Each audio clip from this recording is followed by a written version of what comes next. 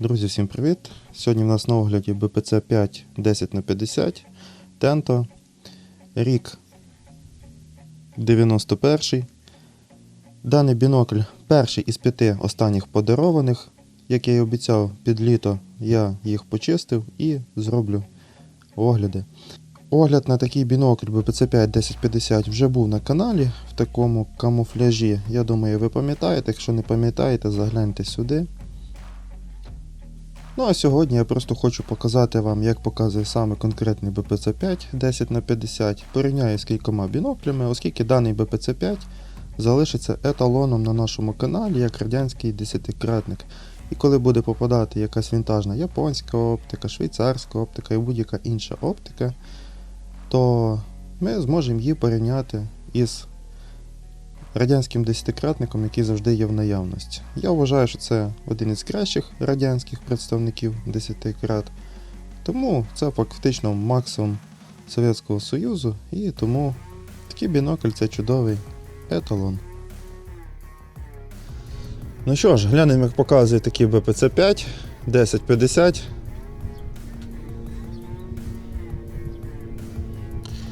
Ось таке зображення. Із приємного відразу видно окантовку поля. Поле гарно досить проглядається, не так як у бочки Салаватської. Бінокль теплить. По радянських мірках він теплить не сильно, але в порівнянні з західною оптикою він теплить уже дуже помітно. Ну, як для еталону радянської оптики, а даний бінокль буде еталоном на нашому каналі, то цілком достойний результат. Контраст досить хороший. Бінокль по радянських мірках досить світлий, але загалом він має середню яскравість. Він не темний, але він такий середній, може трошки вище середнього серед вінтажної оптики. Ну, контраст, як на свою яскравість, в нього нормальний. Картинка легко читається, деталі гарно видно, різкість хороша. Глянемо різкість в центрі поля.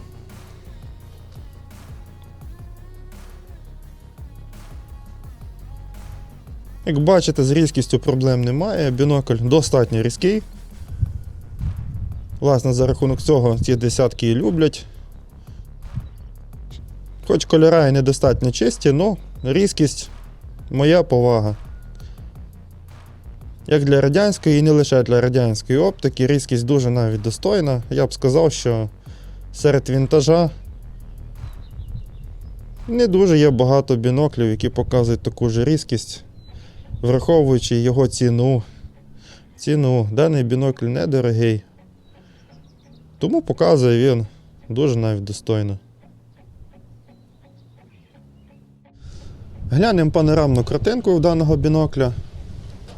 Другий план.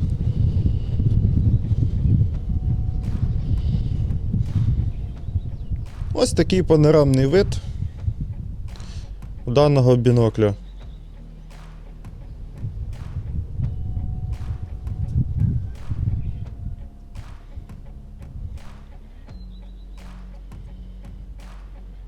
Цілком хороший радянський еталон десятикратника, погодьтесь. Ну і що ж, оскільки багато хто вважає, що даний BPC 5 це є радянський цейс, так його жартома називають, порівняємо із, власне, цейсом, це є багатошаровий Єноптем.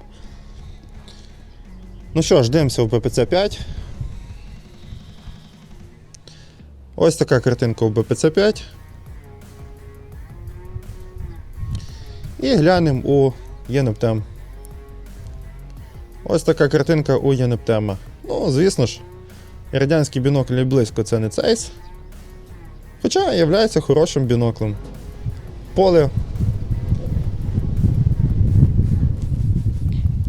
Поле у німецького десятикратника суттєво ширше, кольори виправлені, контраст приблизно такий же, яскравість вища.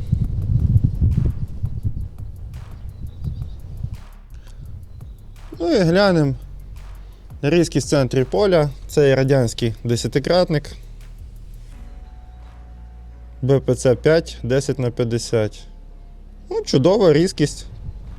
Нічого поганого сказати не можу.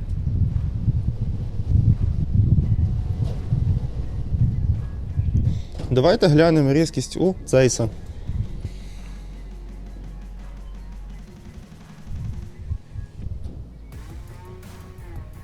Ну, така ж чудова різкість.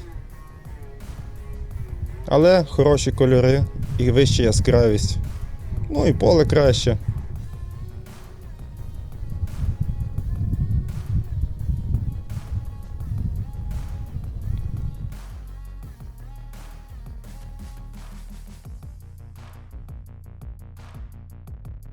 Ну що ж, як ви побачили, даний BPC 5 показує досить недурно.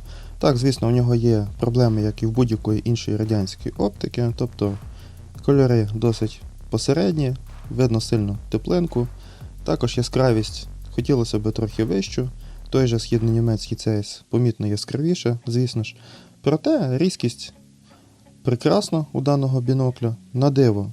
Хороший екземпляр, який видає різкість, не побоюсь цього слова, точно таку саму, як східно-німецький Zeiss. Хоча, звісно, це не Zeiss, проте в ролі радянського еталона, я думаю, ви його одобрите. І вже не скажете, що в тебе мильний екземпляр, якщо я буду порівнювати з якоюсь іншою оптикою. Ну що ж, друзі, якось так. Надіюсь, вам було цікаво. Всім пока.